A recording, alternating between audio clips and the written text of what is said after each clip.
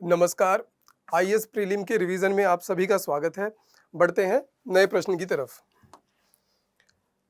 तो पहला प्रश्न है, consider the following statement regarding laser interferometer gravitational wave observatory project, यानी कि लीगो की बात हो रही है। Gravitational waves are the ripples in the space time travelling at the speed of light caused by some of the most violent and energetic processes in the universe। कई सारे शब्द आ गए। ग्रेविटेशनल वेव्स क्या है? Ripples in the space time. Space और time में एक छेड़छाड़ की गई है, छेड़छाड़ हो जाती है। ग्रेविटेशनल वेव से कह रहा है travelling at the speed of light caused by some of the most violent and energetic process. तो कह रहा है ग्रेविटेशनल वेव्स ऐसी चीजें हैं जब वो चलती हैं तो स्पेस टाइम में रिपल हो जाता है और वो स्पीड ऑफ लाइट से चलती हैं। और किन कारणों से चलती हैं? बहुत एनर्जेटिक, जो ऐसे वायलेंट प्रोसेस हुए हैं यूनिवर्स की फॉर्मेशन के टाइम, उससे होता है। और दूसरी बात कह रहा है detection of gravitational waves by LIGO will provide a test to Einstein theory of general relativity and information about black holes and neutron star existence. अगर हमें पता लग जाए कि ग्रेविटेशनल वेव है और हम उसे देख लें या उसे चेक कर सकें, तो हम जो आइंस्टाइन की थ्योरी है रिलेटिविटी की, उसे भी चेक कर सकते हैं कि सही है कि गलत है। तो 2 पॉइंट ये कह रहा है। तीसरा पॉइंट क्या कह रहा है? थेनी तमिलनाडु में प्रस्तावित LIGO इंडिया परियोजना गुरुत्वाकर्षण तरंग डिटेक्टरों के वैश्विक नेटवर्क में शामिल हो जाएगी। कि एक वैश्विक नेटवर्क बन रहा है LIGO का, उसमें जो एक प्लांट है वो तमिलनाडु के थेनी में लग रहा है। 3 बातें कही गई हैं, हमें देखना है कौन सी सही है। तो जितने शब्द आए हैं उनको समझ लेते हैं। देखिए, ब्रीफली करेंगे क्योंकि जल्दी में हम, एग्जाम का टाइम है। लेकिन शुरुआत होती है बिग बैंग से। आइंस्टाइन का कहना था या अन्य और का कहना है कि जब शुरुआत हुई है तो पूरा ब्रह्मांड इससे भी छोटी एक बिंदी में सिमट गया था, एक एटम से भी थोड़ा था, और उसकी डेंसिटी कितनी थी? इनफाइनाइट।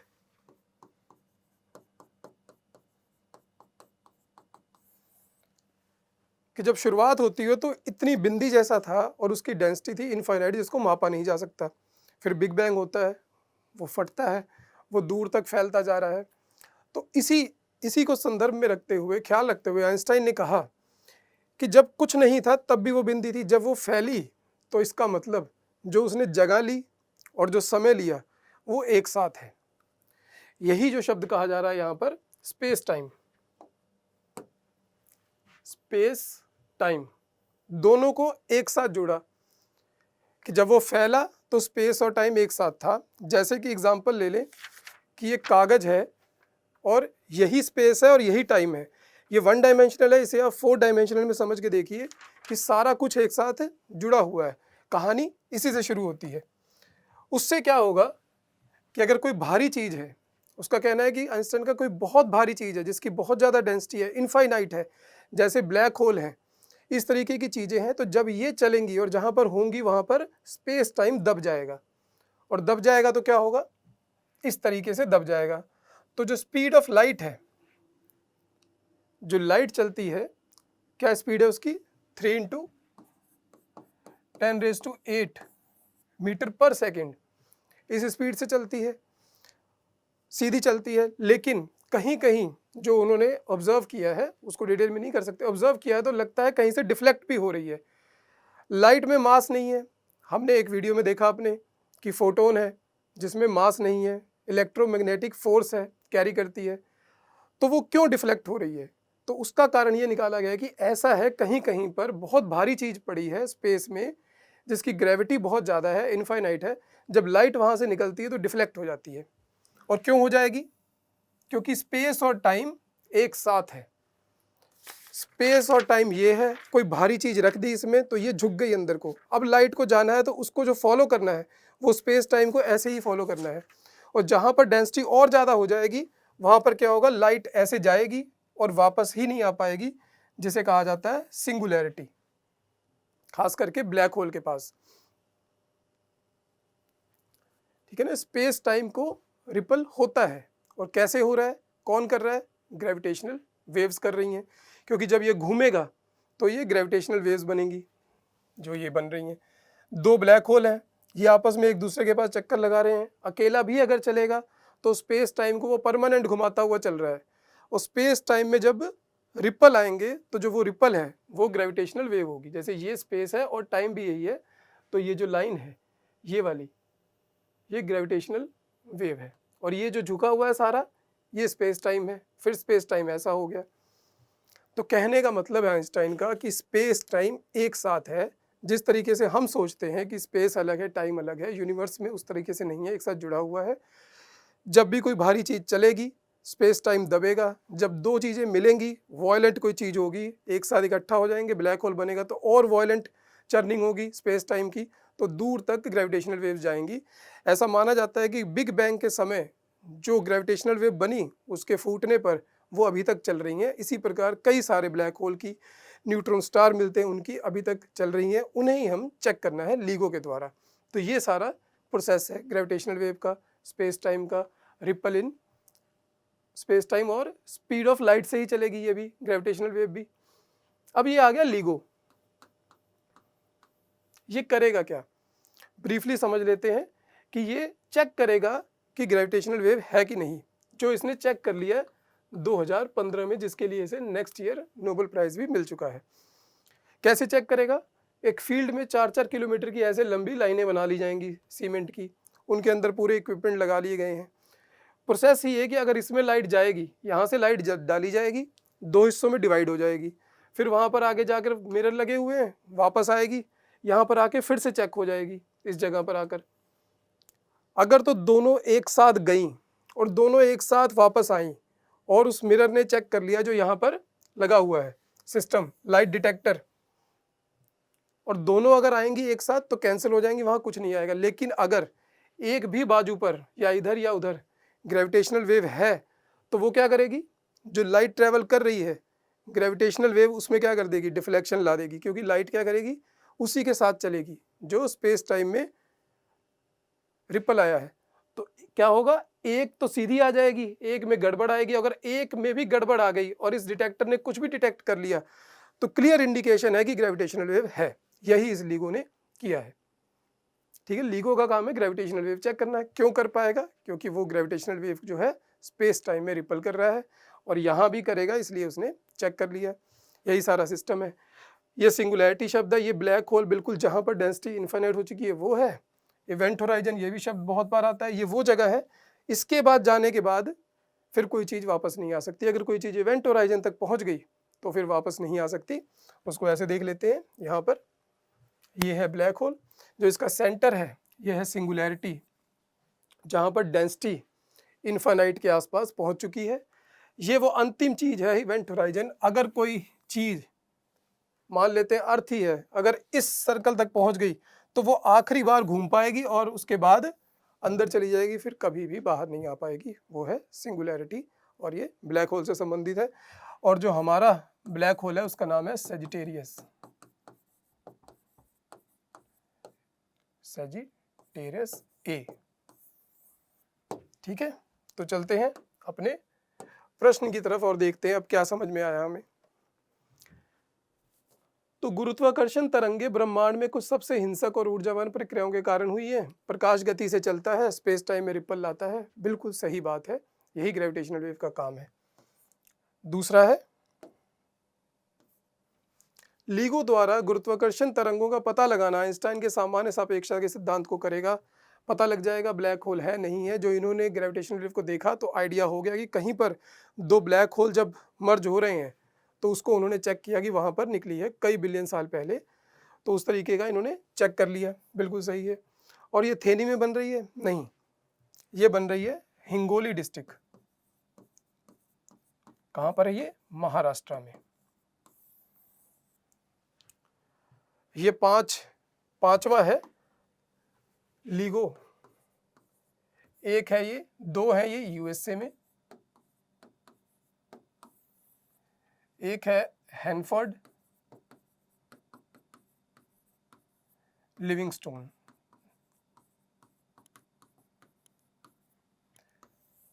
एक है वर्गो, इटली में। एक है कैग्रा,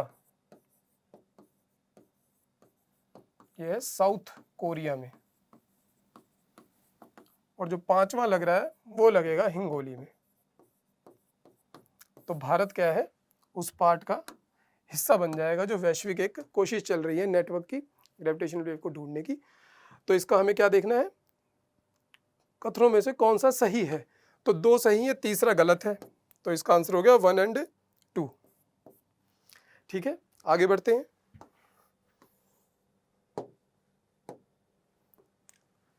consider the following statements with reference to the term टॉकमेक।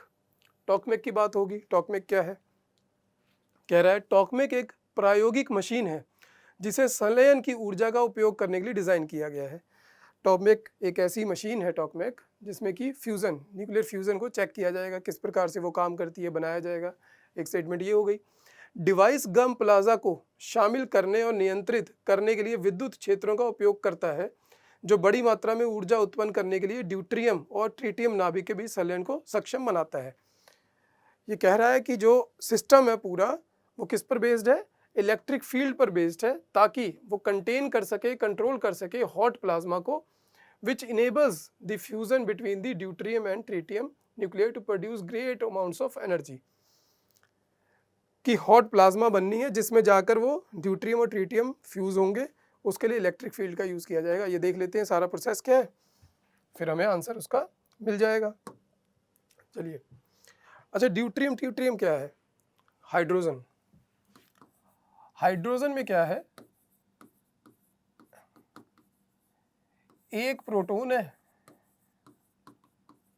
और एक इलेक्ट्रॉन है। जो सिंपल हाइड्रोजन की बात करते हैं हम, और जीरो न्यूट्रॉन है। ठीक है, अब ड्यूट्रियम और ट्रिटियम क्या है, इसके आइसोटोप हैं। आइसोटोप का मतलब प्रोटॉन सेम है, प्रोटॉन इसमें भी सेम है, प्रोटॉन इसमें भी सेम है। एक्स्ट्रा क्या है, इसमें 1 न्यूट्रियन आ गया है, उधर न्यूट्रन नहीं है, इधर क्या हो गया, 2 आ गए, 2 न्यूट्रॉन आ गए। तो ये ट्रिटियम हो गया, ये ड्यूट्रियम हो गया। इन्हीं की बात हो रही है, दोनों हाइड्रोजन के आइसोटोप हैं। जब ये दोनों मिलेंगे तो क्या बनेगा, एनर्जी बनेगी, और क्या होगा, न्यूट्रॉन रिलीज हो जाएगा, और क्या बन जाएगा, हीलियम बन जाएगा। तीनों चीज़ बन जाएंगी। यही प्रोसेस है जिससे जो हमारा सूर्य है, स्टार है, जिनमें एनर्जी बनती है, जो चमकते हैं, इसी से चमकते हैं। यही प्रोसेस वहाँ पर चलता है। अब उसका कहना है कि यही प्रोसेस हम उस एक्सपेरिमेंट में करना चाह रहे हैं जिसका नाम है टॉकमेक। तो हाँ, बिल्कुल सही कह रहा है। टॉकमेक क्या है, मशीन का नाम है जिसमें वो सारा प्रोसेस किया जाएगा। इसको ब्रीफली देख लेते हैं क्या है। इसमें न्यूक्लियर फ्यूज़न की जाएगी, नाभिकीय संलयन जिसकी हमने बात की, न्यूक्लियर फ्यूज़न। अब जब सन में न्यूक्लियर फ्यूज़न होती है तो टेम्परेचर होता है 150 मिलियन डिग्री सेंटीग्रेड। इतना टेम्परेचर चाहिए तब जाकर वो फ्यूज़न हो सकती है, रूटीन में नहीं हो सकती। तो क्या किया जा रहा है, एक ऐसा सिस्टम बनाया जा रहा है कि उस टेम्परेचर तक पहुंचा जाए, कि उतना टेम्परेचर बनाया जाए ताकि जो हाइड्रोजन है या ड्यूट्रियम और ट्रिटियम, या डी और टी से लिख रहा हूँ, ये किस फॉर्म में आ जाए, प्लाज्मा की फॉर्म में आ जाए। जब बहुत ज़्यादा टेम्परेचर हो जाए तो जो गैस है वो एक प्लाज्मा का फॉर्म ले लेती है, उसको कहते हैं आयनाइज्ड गैस। इसका मतलब इलेक्ट्रॉनों निकाल लिया गया है और केवल बाकी हिस्सा रह गया है, उसे कहते हैं प्लाज्मा। वेरी हॉट, बहुत ज़्यादा गर्म होती है क्योंकि टेम्परेचर कहाँ पहुँच गया, 150 मिलियन डिग्री सेंटीग्रेड। इस तरीके से सारा सिस्टम चलेगा। वो कह रहा है इसको कंटेन करने के लिए प्लाज्मा को इलेक्ट्रिक फील्ड यूज़ की जा रही है, जो कि गलत है, यूज़ की जा रही है मैग्नेटिक फील्ड।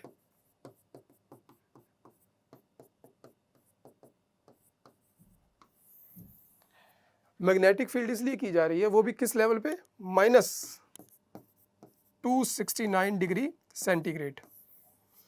इस लेवल पर मैग्नेट का टेम्परेचर लेके जाया जाएगा, उधर प्लाज्मा बनेगी, और प्लाज्मा जब बनेगी तो मैग्नेट उसको दूर रखेगा, क्योंकि अगर मैग्नेट से लग गया वो प्लाज्मा तो सारा सिस्टम बैठ जाए, क्योंकि हीट बहुत ज़्यादा है। इसलिए ऐसा सिस्टम बनाया गया है कि मैग्नेट उसमें लगने नहीं देगी दीवार से, और उसके नीचे पाइप वगैरह लगी होंगी जो हीट को लेंगी, स्टीम को लेंगी, और आगे जाकर टरबाइन वगैरह घूमेगी, इलेक्ट्रिसिटी बनेगी। ये इस प्रकार से सिस्टम है। ये टॉकमेक का डिजाइन है, डोनट शेप कहते हैं इसको।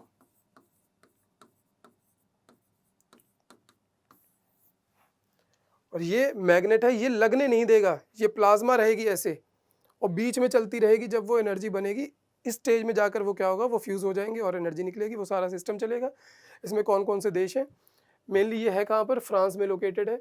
जो भी न्यूक्लियर फ्यूजन वाली मशीन है उसका नाम टॉकमेक होता है, उस मशीन का नाम ही टॉकमेक है। प्रोजेक्ट कई तरह के हो सकते हैं। जो ये वाला प्रोजेक्ट चल रहा है इसका नाम है ITR, international thermonuclear experimental reactor, located in France. इसमें कौन कौन से देश हैं, यूरोपियन यूनियन भी है, China, Bharat, Japan, south Korea, Russia और USA। टोटल 35 नेशन है, क्योंकि यूए के साथ 2 और कौन से हैं, UK प्लस स्विट्जरलैंड। ठीक है, तो इस प्रकार से ये सारा सिस्टम है। इसको देख लेते हैं अब क्या आंसर बनता है इसका, टॉकमेक का। टॉकमेक एक प्रायोगिक मशीन है जिसके संलयन की ऊर्जा का उपयोग करने के डिजाइन किया गया। बिल्कुल सही बात कह रहा है, इसीलिए किया गया। डिवाइस गर्म प्लाज्मा को शामिल करने और नियंत्रित करने के लिए विद्युत क्षेत्रों का उपयोग करता है, जो कि गलत है, मैग्नेट है, हमने देख लिया। कथनों में से कौन सा सही है, केवल एक सही है, ओनली 1। चलिए next, consider the following statement regarding neutrino. क्या है, न्यूट्रिनो छोटे तटस्थ प्राथमिक कण होते हैं जो चुंबकीय और विद्युत बलों के माध्यम से पदार्थ के साथ परस्पर क्रिया करते हैं। कह रहा है बहुत छोटे से होते हैं, तटस्थ रहते हैं, प्राथमिक कण है और चुंबकीय और विद्युत बलों के माध्यम से पदार्थ के साथ रिएक्शन करते हैं। न्यूट्रिनो पदार्थ के लिए लगभग अपारदर्शी है, ओपेक है। न्यूट्रिनो ऐसा है, ओपेक है। Neutrinos are almost opaque to the matter. ठीक है, ऐसा कह रहा है। ओपेक का मतलब समझते हैं ना, टकरा जाता है, टकरा के वापस आ जाता है। ओपेक का मतलब कि वहां से वापस आगे नहीं जा सकता, ओपेक। तो न्यूट्रिनो देख लेते हैं क्या है। हमने पढ़ा था एक वीडियो में, अब मेरे ही, कि किस प्रकार से क्वांटम मैकेनिक्स काम करती है। उसमें लेप्टॉन थे, क्वार्क थे, फोर्स कैरिंग थे।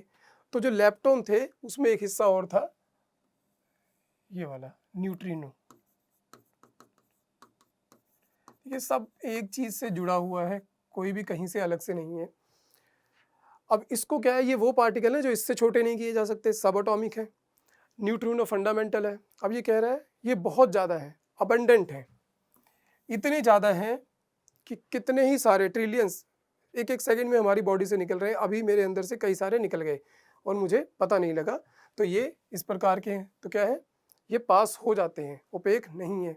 एक स्टेटमेंट तो वहाँ की गलत हो गई, ओपेक नहीं है, ट्रांसपेरेंट है, हमारी बॉडी से निकल जाते हैं बिना कुछ किए। दूसरी क्या बात हुई, कोई रिएक्शन भी नहीं कर रहे, तो नो रिएक्शन, कोई रिएक्शन नहीं हो रही ना, शरीर में से पास हो रहा है। तो क्या है, इल्यूसिव। इसको डिटेक्ट करना भी मुश्किल है, अभी तक डिटेक्ट नहीं हो पाया कि होता भी है कि नहीं। इल्यूसिव है।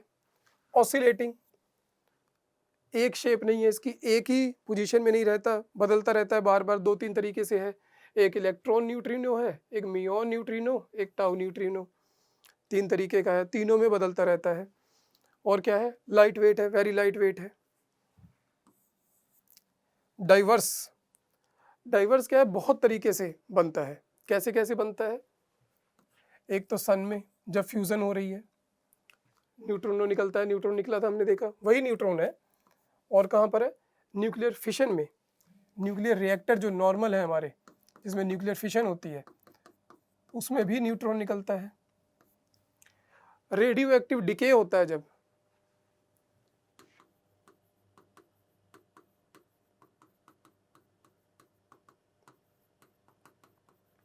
उसमें भी निकलता है। कोई स्टार टूटता है, जब स्टार टूटता है तो उसमें भी निकलता है। तो इस प्रकार से कई तरीके से ये निकलता है।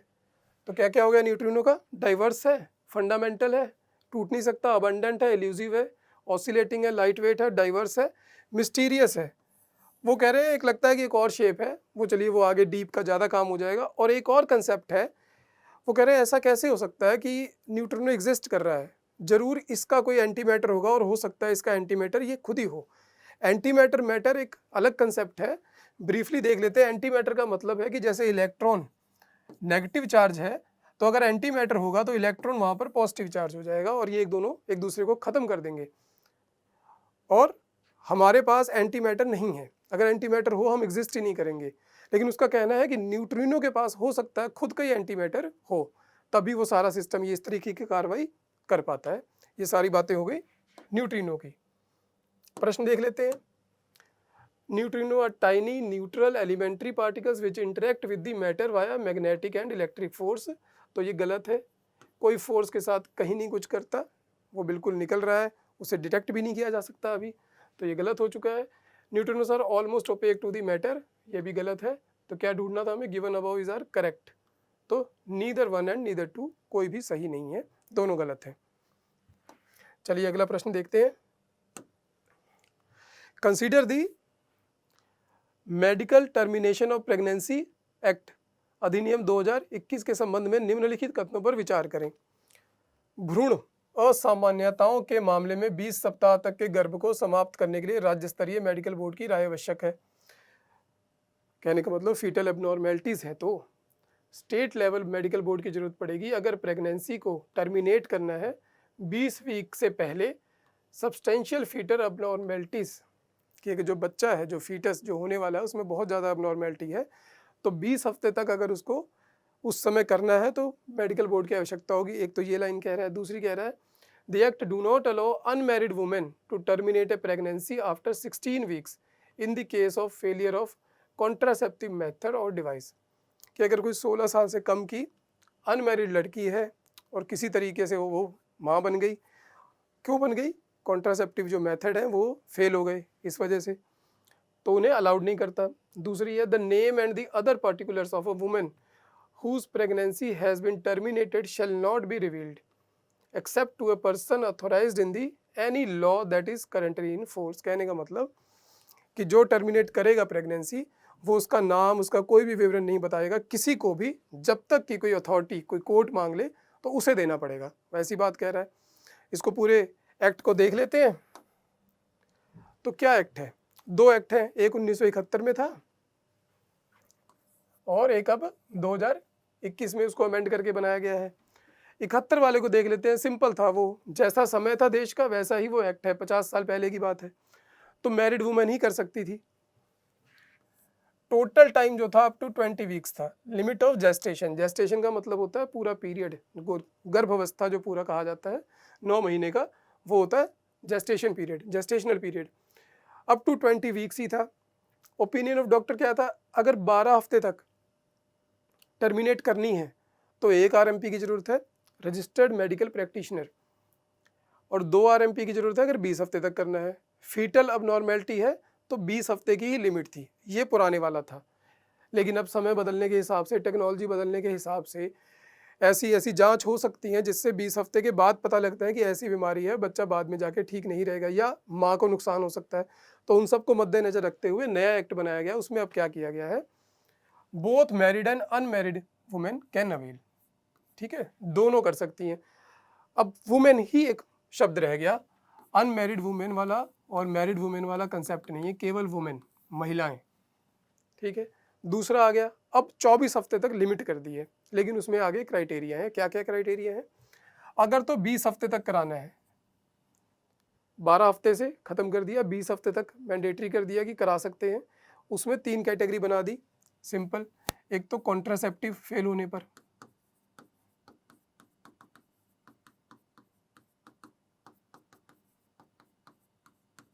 ठीक है, इसमें सब आ जाएंगे। अब कोई डिफरेंशिएशन नहीं रहेगी वुमेन में, मैरिड अनमैरिड, वो कंसेप्ट नहीं है, उसे मत सोचें कॉन्ट्रासेप्टिव फेलियर पर। या फिर क्या होगा, फीटल अबनॉर्मेलिटीज हैं,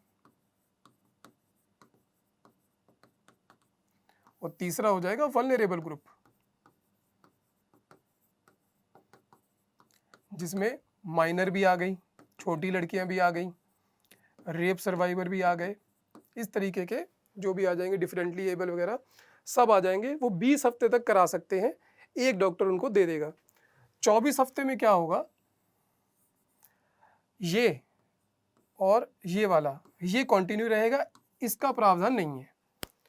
कॉन्ट्रासेप्टिव फेलियर के लिए केवल 20 हफ्ते तक का ही प्रोविजन है, उसके बाद केवल ये 2 क्राइटेरिया ही चलेंगे, अगर फीटल अबनॉर्मेलिटी है या इस ग्रुप में आते हैं तो ही इजाज़त दी जाएगी।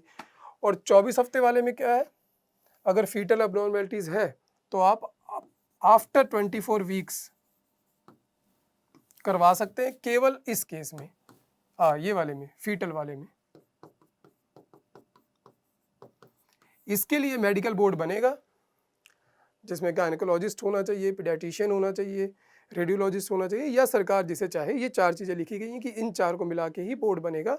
वो बोर्ड बताएगा कि ये अबनॉर्मेलिटी है, 24 हफ्ते से ज़्यादा हो गया है, अब ये चीज़ हम कर सकते हैं, इसको टर्मिनेट कर सकते हैं। तो ये सारी अमेंडमेंट है, 3 कैटेगरी बन गई, पहले में ये, दूसरे में ये, तीसरे में ये। ठीक है, चलिए। और क्या है, protecting the privacy and confidentiality. ये क्लॉज तो पहले भी था, अब भी, अब सज़ा बढ़ा दी गई, 1 साल कर दी गई है सज़ा। और ये किस लिए किया गया, access to safe abortion for unmarried girls. समाज को देखते हुए जिस तरीके से बदल रहा है और जैसा उस प्रकार से किया गया है, सस्टेनेबल डेवलपमेंट गोल है, उसे भी टारगेट है, तो सब चीज़ों को देखते हुए ये किया गया है। तो इसमें देख लेते हैं क्या बनेगा। तो opinion of state medical board is essential for pregnancy terminated to, तो ये गलत है। 24 हफ्ते के बाद चाहिए, जब भी चाहिए 24 हफ्ते के बाद चाहिए स्टेट मेडिकल बोर्ड का, नहीं तो उससे पहले 1 और 2 डॉक्टर कर देंगे। Act do not allow unmarried women, ये भी गलत है, इसीलिए तो एक्ट बनाया ही गया है। ठीक है, the name and other particulars of women नहीं बताना है, ये बिल्कुल सही है। तो इसमें बताना क्या था, करेक्ट, तो 3 ओनली, केवल 3 इसमें सही है। चलिए इसी के साथ आज का वीडियो समाप्त करते हैं, धन्यवाद।